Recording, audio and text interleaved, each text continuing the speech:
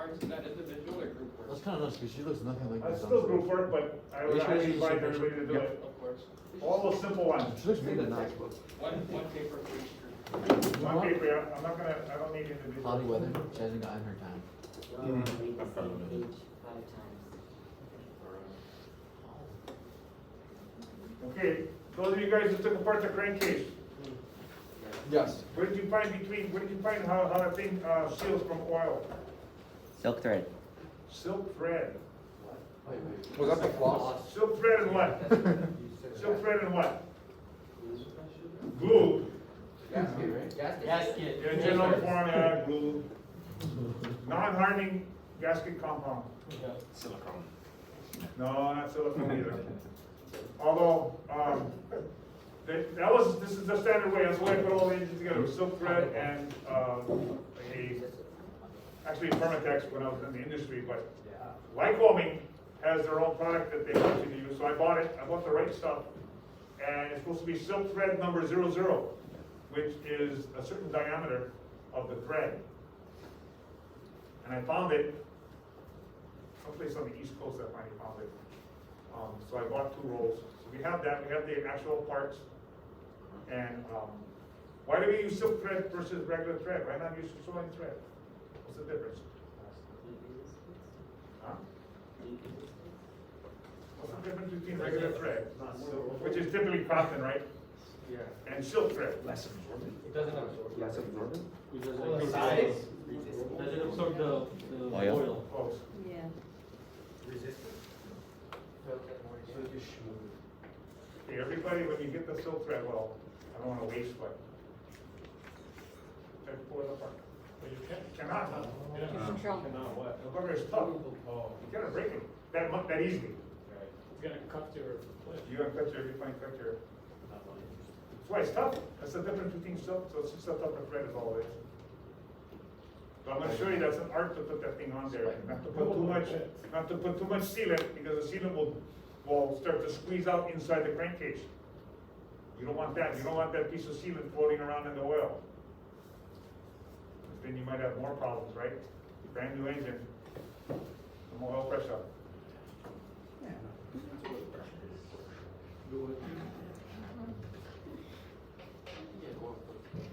Is it mine?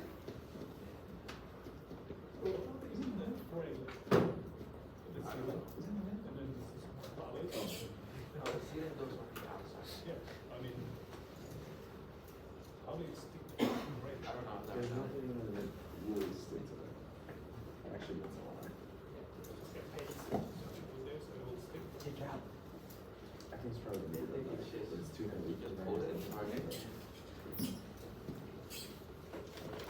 What is the crankshaft for? Hold everything. You gotta hold everything together, right? Okay. Why did they put it in there?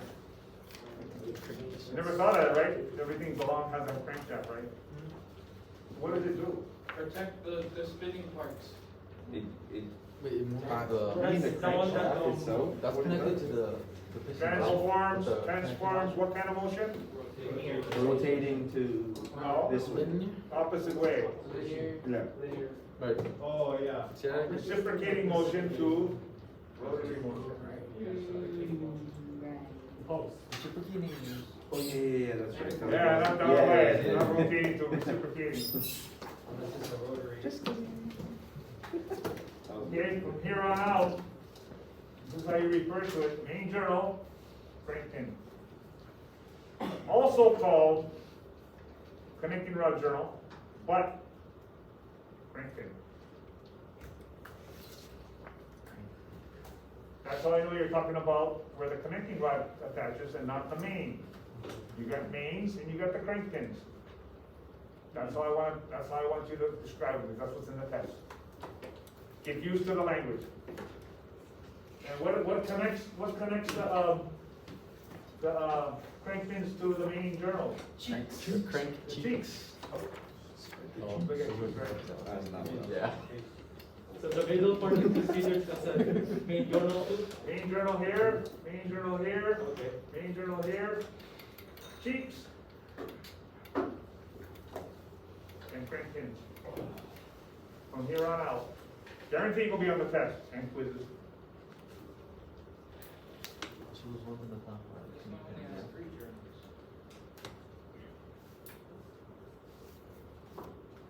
There we go. Okay, 4-cylinder typically is always a 180 crank.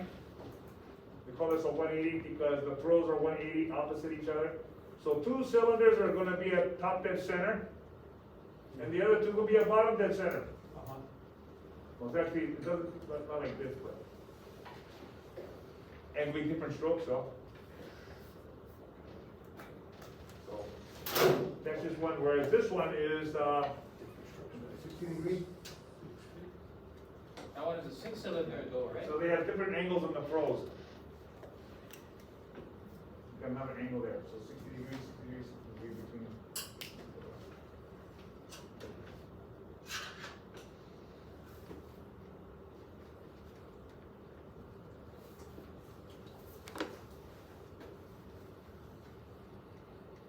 So another picture, kind of color coded. They throw the firing order in here, kind of helps you out. This would probably find this in the 8083. Joiner Oral, we might refer to this picture. 1, 2, 3, 4, 5, 6. That's the name, the numbers of the cylinders probably. And then firing order. I gotta go look at the color code. Don't spend too much time on this.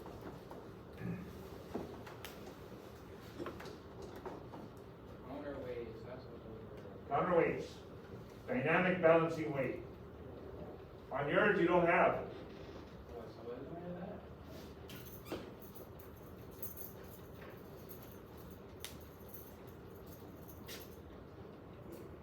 So no more counterweights. Real simple.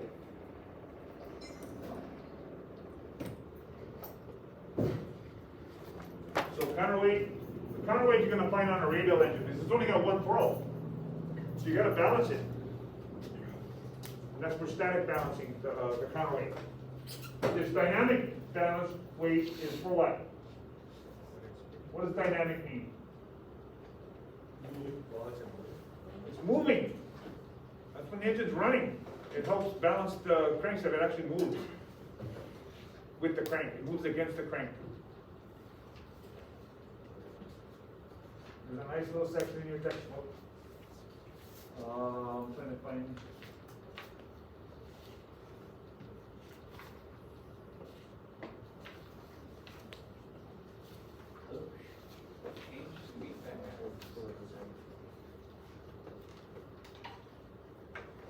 There's dynamic weights inside here that one that I got downstairs, the radial engine will show it too.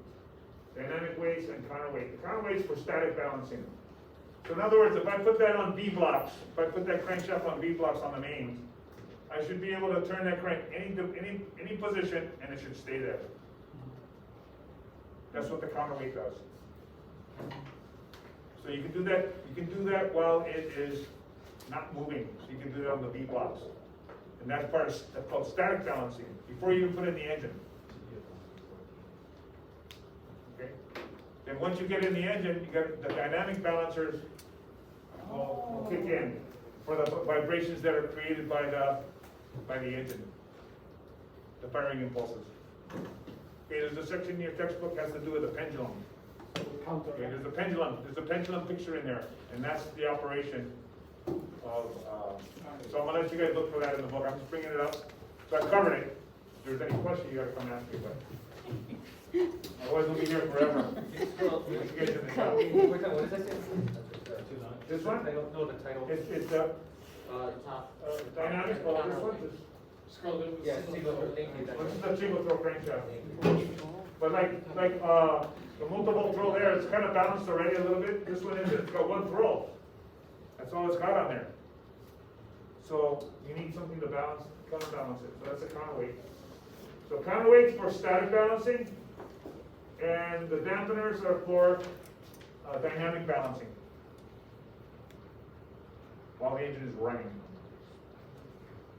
In automotive world, you can do a static balance. In other words, you make all the weights all the same, and then use a dynamic balance stick. Big difference. When we get to 136, we're gonna balance the prop. And one little washer outside on the ring, you can feel the difference in the cockpit. You'll know that thing's out of balance. That's the cool thing. We got a little electronic balancer we buy. So it's really cool to be able to do that. And we dynamic balancing the prop. We also do static balancing in the prop shop when we do the prop overhaul. 136, so we still got a ways to go.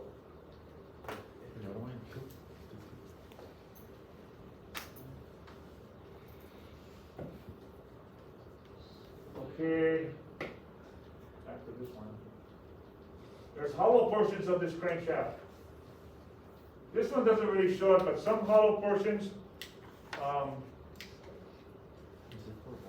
they lighten the crankshaft. Sometimes they channel oil. And sometimes there's oil tubes extended in here. So sometimes you might see something in your textbook that has oil tubes.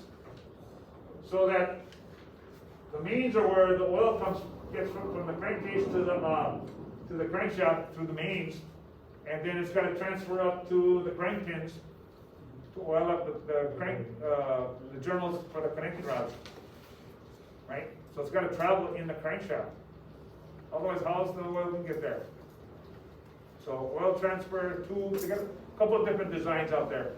So you can look on your engine to see how the oil gets to the crank pins.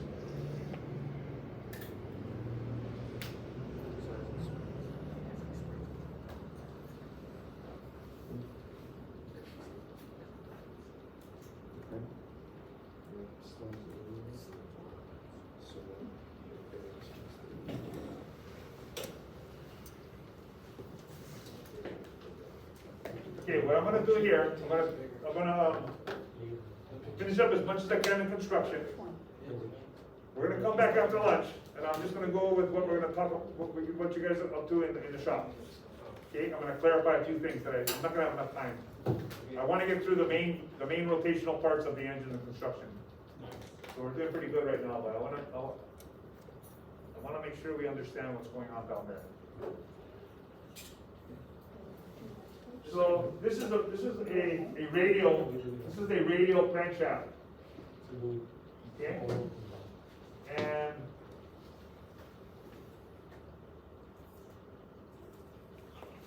these are called the master rods.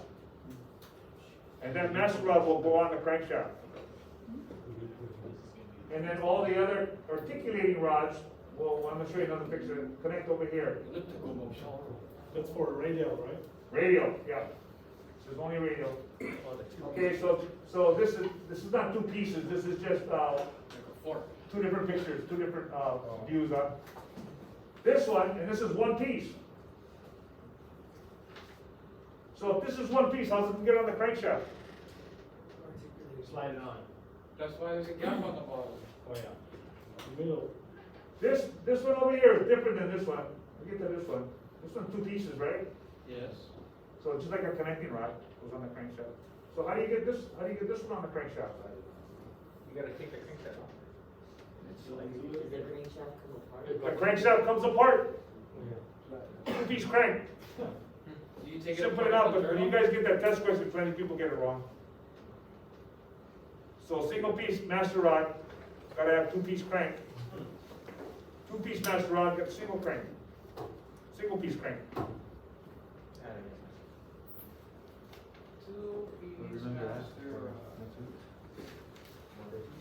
So you got to be able to see the master rod. So when you go down to the cutaway, we're going to use that cutaway as a show and tell, kind of a part of the oral through 2-2. And that's all we're going to talk about oral, I mean, as far as radio. So, okay, this one is articulating rod. And then a knuckle pin, just like your knuckles. So that's a good way to remember that. Flange hole, not a big deal on that one. Master rod. So you got to be able to locate the master rod. And it's not always number one cylinder. It might be a different cylinder. And we'll be able to see it through the cutaway, but if you weren't able to see it, it should be specified in the engine specs. And that has to deal with ignition timing. When you talk about ignition timing, you gotta know where the master rod is. Or what cylinder is numbered for the master rod.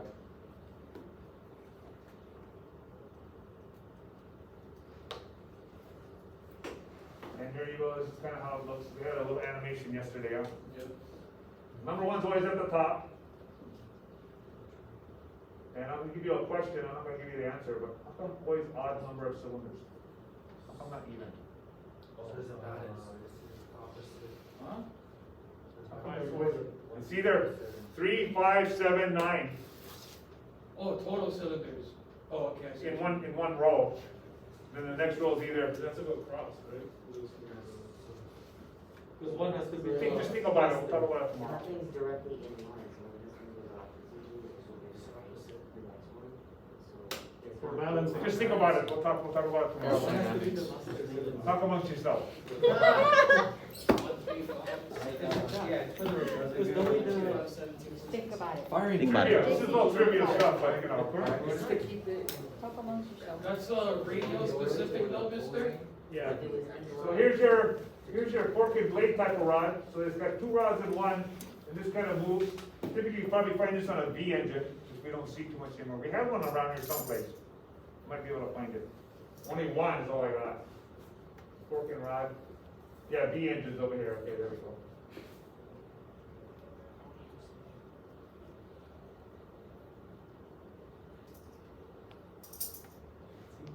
Oh, this one had fork and rod too on this radio. Split type master rod. So this is a Oh. okay, piston pin end, or small end or big end, you can call it small end, big end, or piston end, crank pin end, shank, bronze bushing, typically there's always a bronze bushing in there. If it's a full floating, it's always gonna be bronze bushing. Connecting rod bolts. What is this, crimp or pinch? What is that? That's the, Tight, eh? what is it called? It has to deal with the bearing. That's the safety of it. That plate. Crimp or pinch? They also call it crush. Washer. Yeah, I was thinking Oh. It's like a person that talked to. Orange, grape, or pineapple? Okay, when you make a,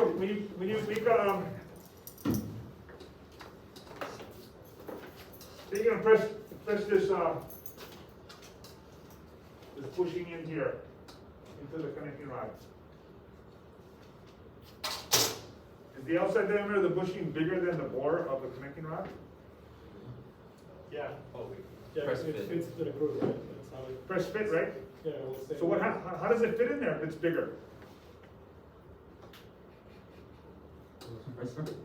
Never thought of that, huh? How does it fit in there? Oh, It's a press fit. they put it in the freezer and then they heat up the, They heat up the piston, the, the connecting and then rod. they Yeah, press they it put it in in, there, so when it'll it, slide in there, if you heat up the connecting rod, and then and they you put the freeze bushing in the it. freezer, it'll probably just slide in there, it's only a couple of thousands. Oh, They do that even with like subframe bushings and stuff. And then when it essential, huh? comes to the same temperature, and Because it's one stuck in shrinks there, and one right? expands. But what happens, where did all the metal go? Hmm? Where did all the metal go? It's still there. It's still there, it's just, Tight. So what happened to the metal? Compressed? Is that the word? It compressed. So where did it go though? That's one of the laws. The gap between two. the thicker. This is changes its molecular. You made the outside diameter more small, so where did all the metal go? Inside, it got The inside. The inside got smaller. The metal's flexible, a little bit. We can still press steel to steel, but it's only just a little bit compared to, say, a bronze bushing, because bronze is a little bit more flexible. That's why anytime you put a bronze bushing press fit, like a valve guide or a bushing, you're always gonna have to finish sizing. You never can just press it in, oh, ready to go, put them on. No, you gotta always finish it.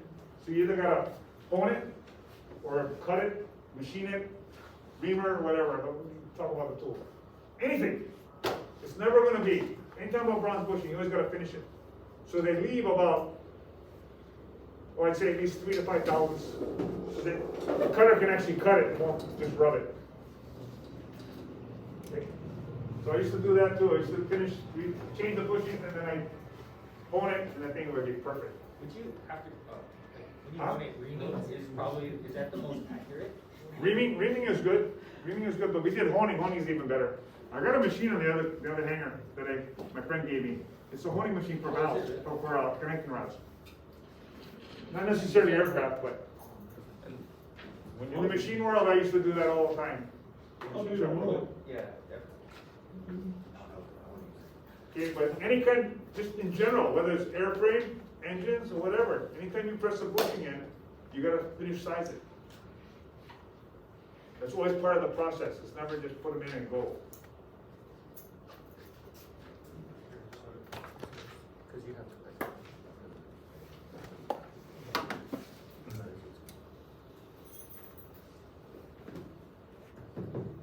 Okay. After lunch, come up. Let's shoot for 20.